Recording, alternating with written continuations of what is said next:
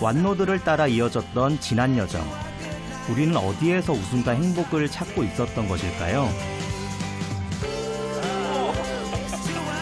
하지만 비우고 낮추니 비로소 보였습니다. 행복은 결코 멀리 있는 것이 아니란 것을 말입니다.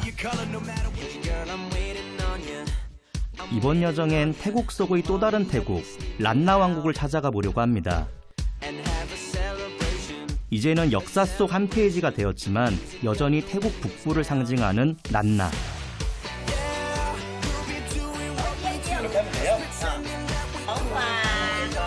풍요로웠던 그때 그 시절. 독창적이고 화려했던 그들의 문화는 태국 북부를 더 특별하게 만들어 주었습니다. 란나라는 이름의 또 다른 태국. 그 매력 넘치는 여정 속으로 함께 떠나보겠습니다.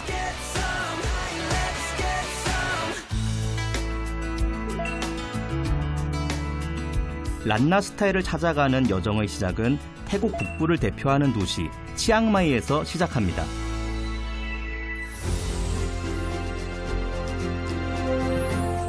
태국 북부를 일컬어 란나 지역이라고 합니다. 란나는 13세기부터 18세기까지 태국 북부를 호령했던 왕국의 이름입니다. 그 중에서도 북부의 중심 도시 치앙마이는 란나 왕국의 역사를 고스란히 간직하고 있는 도시.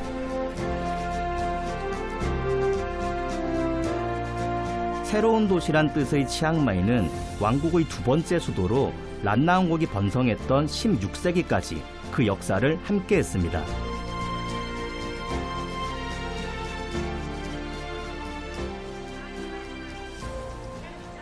저는 지금 치앙마이에 와 있습니다. 치앙마이는 태국에서는 방콕 다음으로 큰 도시이기도 한데요. 북부에서는 가장 큰 도시입니다. 그래서 북부의 수도 또는 북부의 장미라는 별명을 가지고 있기도 합니다. 란나 왕국은 13세기 태국 북부의 산지에 있던 10여 개의 토호들을 규합하여 건설됐습니다. 지리상 캄보디아, 라오스까지 여러 나라에 둘러싸여 있었죠. 이런 특징 때문에 란나 왕국은 끊임없는 외침에 시달려야 했습니다.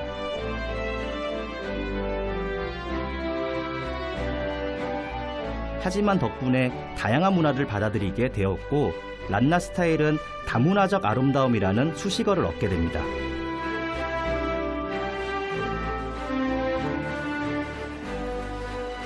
태국 북부는 다른 지역과는 다른 독특한 분위기를 가지고 있는데요. 바로 란나 왕국 때문입니다. 란나 왕조는 아주 오랫동안 태국 북부를 지배했었는데요. 지금 또 란나 특유의 문화가 남아있다고 합니다.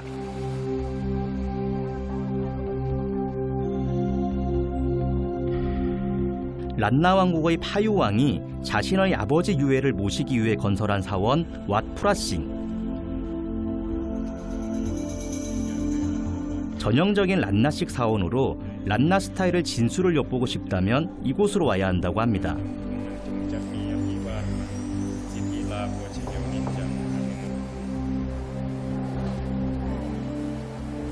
그라피สำคัญก็คือณปัจจุบันคือพระวิหารลายคำที่ประดิษฐานพระพุทธสิหิงค์ที่อยู่ตรงโน้น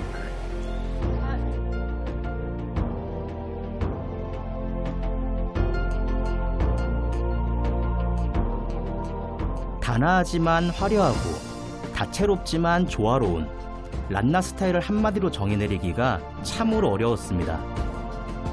여러 문화가 용광로처럼 뒤섞여 그들만의 독특한 문화로 탄생한 란나 스타일. วัดพระสิงห์นี่มีพระวิหารลายคำที่เป็นเอกลักษณ์ของทางล้านนาจะมีลวดลายของการปิดทองคำเป็นลวดลายลายรดน้ำหรือลายต่างๆแล้วก็มีจิตรกรรมฝาผนังแล้วก็ที่สำคัญมีพระพุทธสิหิงค์เป็นพระผู้บ้านผู้เมืองของเชียงใหม่ 알면 알수록 매력이 넘치는 란나 스타일.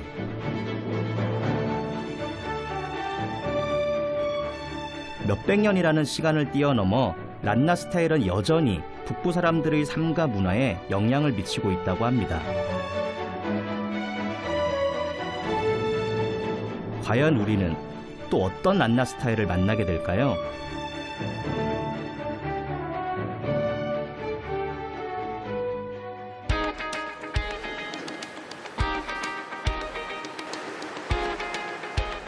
태국에서도 북부에서만 만날 수 있는 독특한 문화들이 있습니다.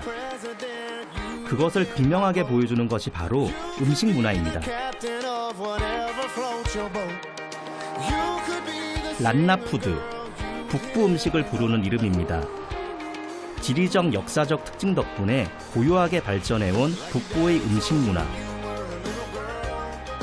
다른 지역에서는 맛볼 수 없는 독특한 란나푸드를 맛볼 수 있는 곳이라 해 찾아왔는데요.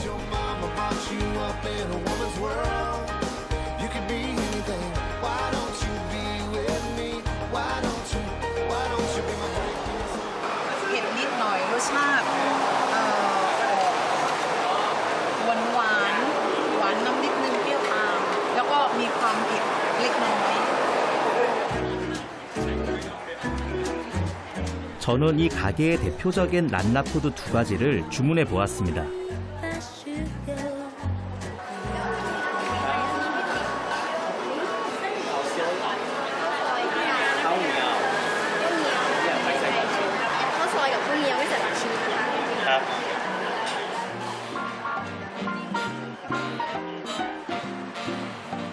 아주 어린 소녀였을 때부터 요리를 배웠다는 시라 씨.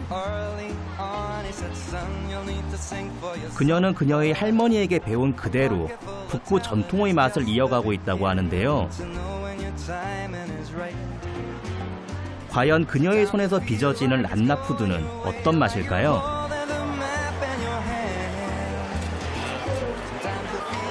제가 주문한 음식이 나왔는데 면 요리거든요. 보통 동남아 쪽에서는 이제 하얀색 면 쌀국수를 먹는데 제가 주문한 거는 좀 특이한 게 이렇게 노란색 면이에요. 국물이 노란색이라서 그런 게 아니라 이게 계란이 들어가 있거든요. 그래서 노란색 면이고 밤이라고 하는 면입니다. 북부에서는 쌀국수보다 더 흔하게 볼 수 있는 노란국수 밤이는 밀가루에 달걀을 듬뿍 넣어 반죽하는 것이 특징입니다. 바삭바삭한 식감과 이런 국수를 같이 먹을 수 있는. 고명으로 얹어낸 튀김면의 식감이 특히 재미있었는데요.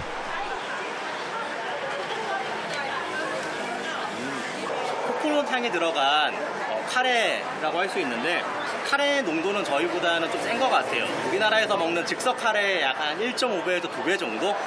카레 향이 약간 센데 원래 카레랑 코코넛 오일이랑 좀 잘 어울리거든요. 그래서 맛있습니다. 그리고 요거는 이제 주먹밥처럼 생겼잖아요. 그런데 만든 재료가 좀 독특해요. 이렇게 보면 모르실 수도 있는데 이 주재료가 바로 돼지 피입니다.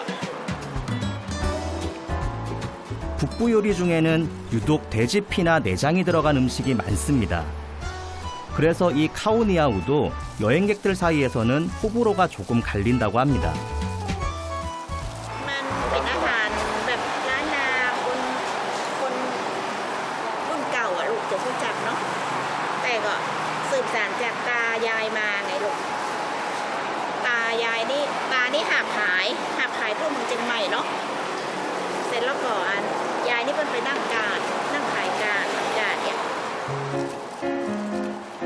시라 씨에 따르면 2년 묵은 찹쌀에 방금 잡은 돼지의 신선한 피를 사용해야 가장 맛있는 카오니아우가 된다고 합니다.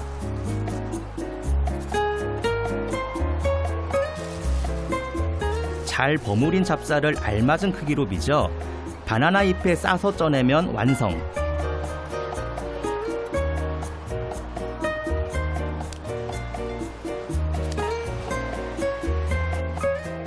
이렇게 하면 2, 3일은 두고 먹어도 괜찮다고 합니다. 먼 길 떠날 때 몇 개씩 보찜에 챙겨가기 딱 좋은 음식이 되는 거죠.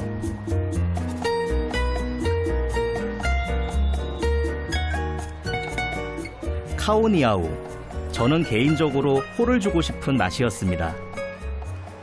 돼지피가 들어가서 좀 맛이 어떨지 궁금하실 수도 있는데 우리나라 순대랑 맛이 비슷해요. 아무래도 돼지피가 들어갔기 때문에 순대랑 맛이 비슷해서 익숙한 맛이라서 전혀 거부감은 없을 것 같고 오히려 당면 대신에 쌀이 들어갔잖아요. 그래서 쌀 탄수화물에도 단맛 이런 게 더 들어가서 훨씬 드시기에는 편할 것 같고 또 튀긴 마늘이 들어가 있어서 고명이 있어서 느끼함도 전혀 없고요. 정말 맛있습니다.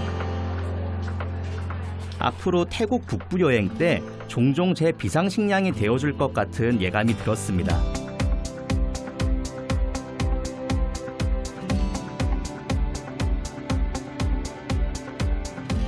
란나는 백만 농경지라는 뜻이라고 합니다. 그만큼 란나는 아름다운 숲과 풍족한 물, 비옥한 토지에 둘러싸인 풍요로운 왕국이었습니다.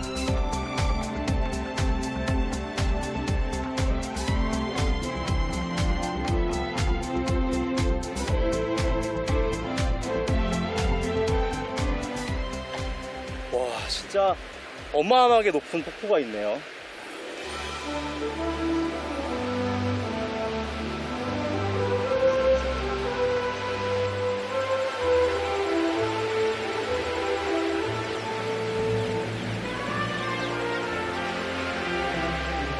그 말을 증명이라도 하듯 북부에는 깊고 울창한 숲이 끝도 없이 펼쳐져 있습니다. 태국의 지붕으로 불리는 도이인타논 국립공원. 울창한 산림과 곳곳에 숨어있는 보석 같은 폭포.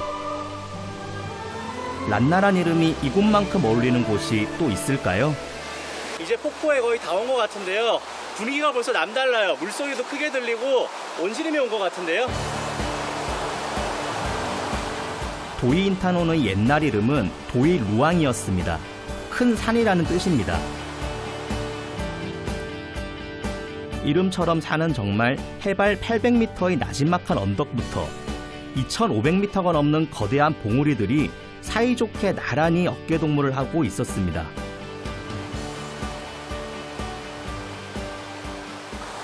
야, 드디어 폭포가 모습을 드러냈네요.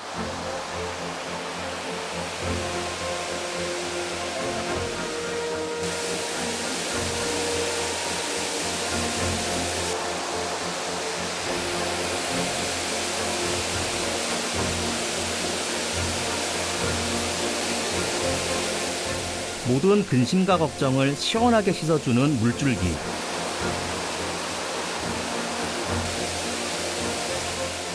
도이인타논 국립공원에는 7개의 폭포가 있습니다.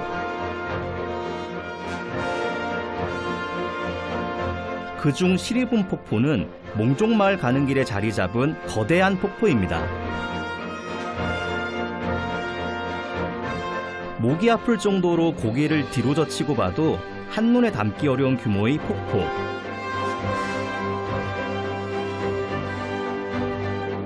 우기 끝에 찾은 폭포는 몇 배로 더 상쾌하고 시원한 광경을 선사했습니다.